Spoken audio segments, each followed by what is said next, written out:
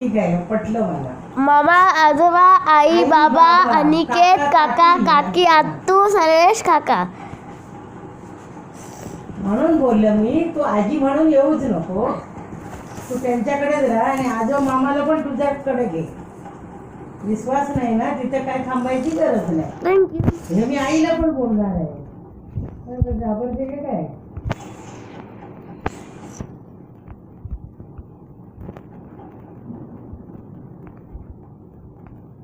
असं आहे, त्याच्या पुढे काय करणार आहे?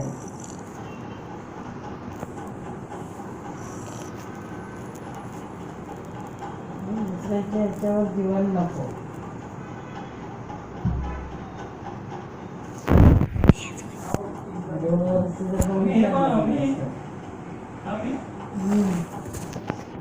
लौकी तर रेडी आहे. उद्याला लौकी कशाला रे?